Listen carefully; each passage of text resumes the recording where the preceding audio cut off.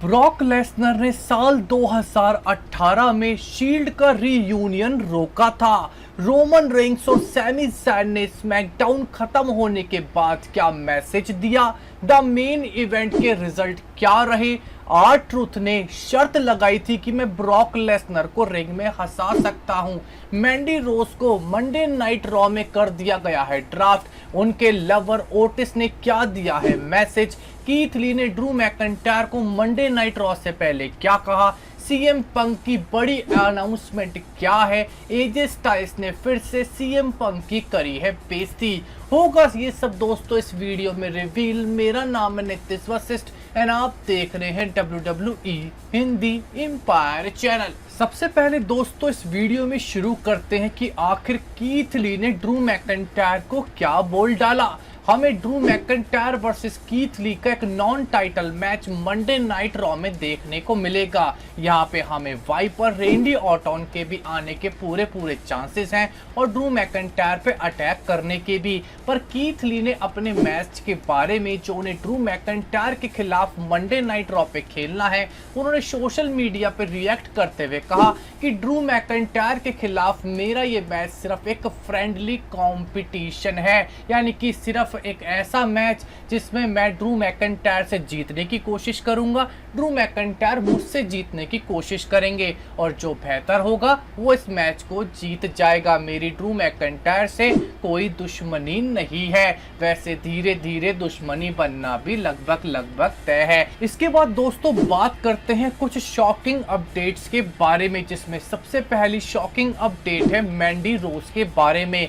Friday night SmackDown से मैंडी रोज को draft कर दिया गया है मंडे नाइट रॉ में। मैंडी रोज को पिछले 3 हफ्ते से हमने फ्राइडे नाइट स्मैकडाउन पे नहीं देखा था। मैंडी रोज को भी समझ नहीं आ रहा था कि उन्हें स्मैकडाउन में क्यों नहीं बुलाया जा रहा। मैंडी रोज ने रिएक्ट करते हुए सबसे पहले सोशल मीडिया पे लिखा व्हाट, जिसके बाद वो समझ गई कि ये सारी करतूत है मिस और मॉरिसन की। मैंडी रोज ने मिस को एक मैसेज छाप दिया जहां पे उन्होंने लिखा यू बास्टर्ड, मैं समझ चुकी हूँ पिछले 3 हफ्ते से मैं स्मैकडाउन पे क्यों नहीं आ रही थी, क्योंकि तुमने अपनी बैक स्टेज सोर्सेस का इस्तेमाल करके मुझे मंडे नाइट रॉ में ड्राफ्ट करवाया है, क्योंकि तुम मेरे लवर ओटिस से उसका MITV छीनना चाहते हो। पर मैंडी रोज ने कहा कि तुम मुझको और ओटिस को अलग नहीं कर सकते। हफ्ते में 7 दिन होते हैं, अगर रॉ पे आई तो क्या हुआ, मिलने तो मैं जरूर आऊंगी ओटिस से। जिसके बाद हमारे ओटिस भैया भी कहाँ पीछे रहते, उन्होंने भी लिख डाला यू टेल हिम पीच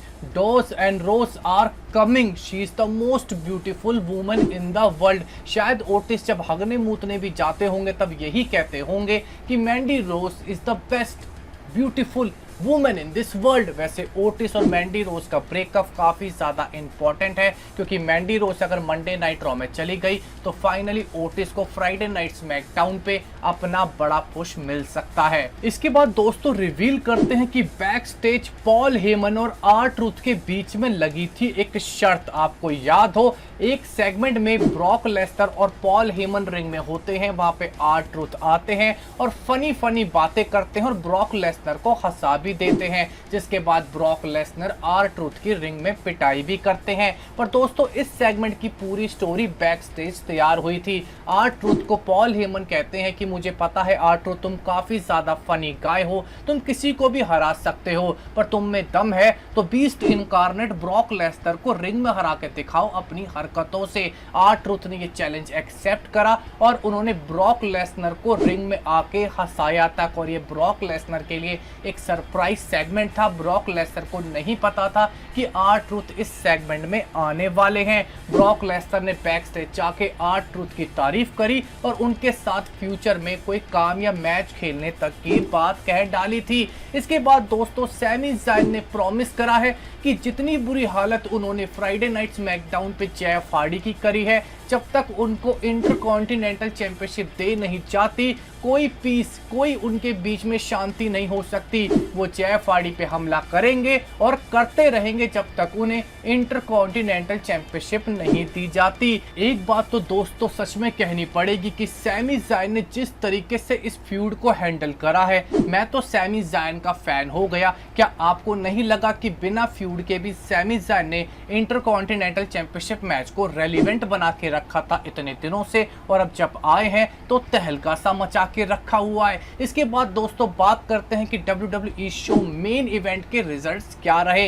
यहाँ पे फिर से हमें मुस्तफा अली का एक मैच देखने को मिला और उनके अपोनेंट थे अकीरा तोज़ावा। दोस्तों मुस्तफा अली के इस मैच ने भी मेन इवेंट को मेन इवेंट नहीं करा, यानी कि मुस्तफा अली की रॉ में ना आने की फ्रस्ट्रेशन बिल्कुल सही है। मुस्तफा अली ने बेशक इस मैच में अकीरा को हराया, पर मुस्तफा अली मेन इवेंट पे आने से खासे खुश नहीं है। इसके अलावा दोस्तों हमें हम्बर्टो कैलरियो वर्सेस रिडिक मॉस का मैच भी देखने को मिला, जहां पे रिडिक मॉस ने हम्बर्टो को हराया और ये साबित हो चुका कि WWE का विश्वास हम्बर्टो से बिल्कुल उठ चुका है। इसके बाद दोस्तों रोमन रेंस ने एक मैसेज डिलीवर करा। स्मैकडाउन खत्म होने के बाद WWE ने अपनी ऑफिशियल सोशल मीडिया पे रोमन रेंस का स्पीयर डाला था जो उन्होंने शेमस को मारा था, जहां पे WWE ने लिखा था कि रोमन रेंस आए, wreck everyone and leave। जिसके बाद रोमन रेंस ने अपना रिएक्शन देते हुए कहा, मैन ऑफ माई वर्ड, यानी कि जो मैं कहता हूं मैं वो ही करता हूं। मैंने कहा था कि सबको पीटूंगा, पाटूंगा और निकल लूंगा, ऐसा ही मैंने फ्राइडे नाइट स्मैकडाउन में करा। इसके बाद दोस्तों बात करते हैं कि सीएम पंक टीज कर रहे हैं कि वो एक बड़ी अनाउंसमेंट लेकर आएंगे। आज से कुछ टाइम पहले सीएम पंक ने अपने इंस्टाग्राम अकाउंट पे टीज करा था कि वो लाइफ चेंजिंग एक बहुत बड़ी अनाउंसमेंट करने वाले हैं। सीएम पंक के एक फैन ने उनसे यही क्वेश्चन पूछा कि सीएम पंक अब काफी टाइम हो चुका इस महामारी के आने के बाद अपनी बिग अनाउंसमेंट रिवील नहीं करी। सीएम पंक ने कहा कि मेरी इस अनाउंसमेंट के लिए क्राउड को आना पड़ेगा, जब तक मास गैदरिंग्स नहीं होती मैं इस अनाउंसमेंट को नहीं रिवील कर सकता।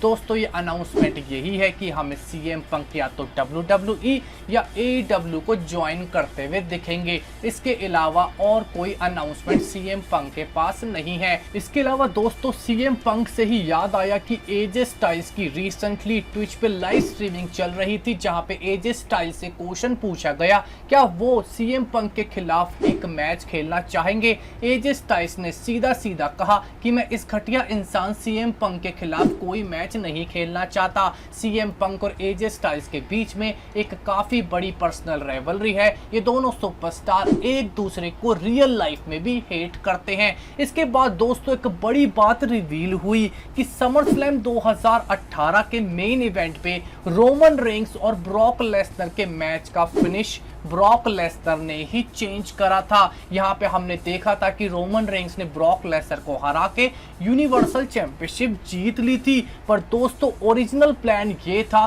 कि हमें WWE में शील्ड की रीयूनियन होती हुई दिखनी थी इसकी एंडिंग में, जिसके बाद ब्रॉक लेसनर को हरा के रोमन रेंस यूनिवर्सल चैंपियनशिप जीतते। पर एंड मूवमेंट पे ब्रॉक लेसनर ने आके शील्ड की रीयूनियन को मना कर दिया और उन्होंने अपना एक नया आइडिया दिया जिसको विंस मैकमैन ने अप्रूव करा और रोमन रेंस और उनके भाइयों की रीयूनियन कैंसिल हो गई और इस मैच में उनकी इन्वॉल्वमेंट तक नहीं दिखाई गई। ब्रॉक लेसनर का आइडिया था कि मैं ब्रॉन स्ट्रोमैन का MITV फेंकूंगा, ब्रॉन स्ट्रोमैन को मारूंगा, जिसके बाद रोमन रेंस फायदा उठा के यूनिवर्सल चैंपियनशिप जीतेंगे, ना कि शील्ड की रीयूनियन के द्वारा रोमन रेंस को यूनिवर्सल चैंपियनशिप दी जाएगी। यानी कि देखा जाए तो समर स्लैम 2018 पे ब्रॉक लेसनर ने शील्ड की रीयूनियन एक्चुअली में रोक दी थी। तो दोस्तों हम आपसे इस वीडियो में यही क्वेश्चन पूछना चाहेंगे, क्या आपको लगता है कि हमें कभी शील्ड की रीयूनियन WWE में देखने को मिलेगी? आप अपना ओपिनियन हमारे कमेंट सेक्शन में जरूर दीजिएगा।